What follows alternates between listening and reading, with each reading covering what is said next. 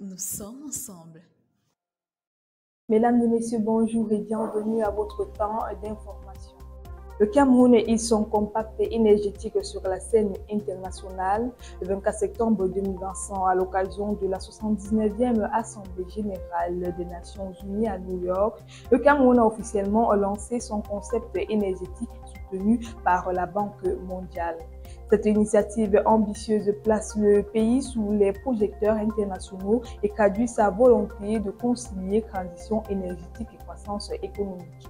Une portée régionale et internationale. Au-delà de l'impact national, le Cameroun se positionne comme un futur pôle énergétique d'Afrique centrale, capable d'alimenter en électricité fiable la sous-région et contribuer à l'objectif de mission.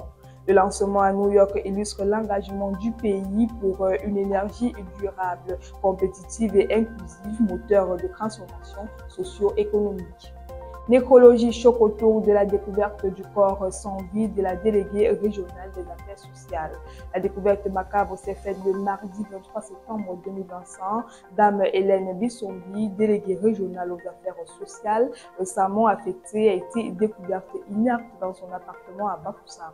Nous apprenons qu'une enquête est ouverte pour élucider les circonstances de ce décès, mais déjà les rumeurs évoquent une mort par crise cardiaque.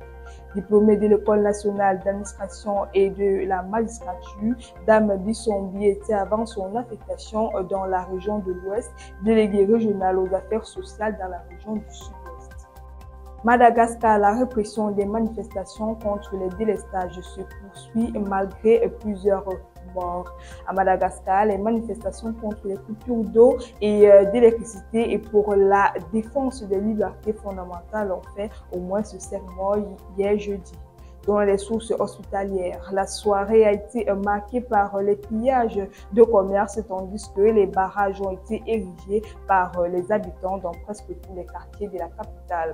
Le Premier ministre a par ailleurs confirmé la mise en place d'un couvre-feu de 19h à 5h du matin.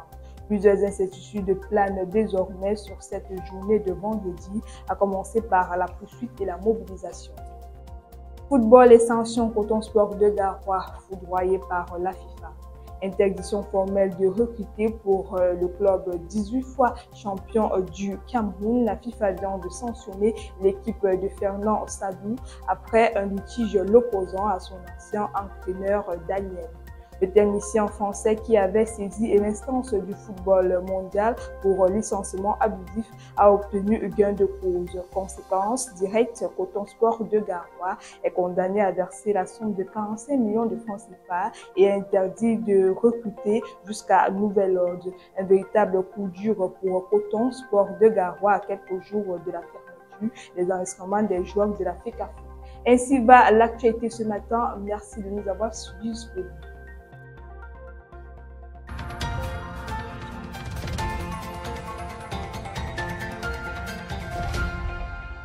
Campus TV, nous sommes ensemble.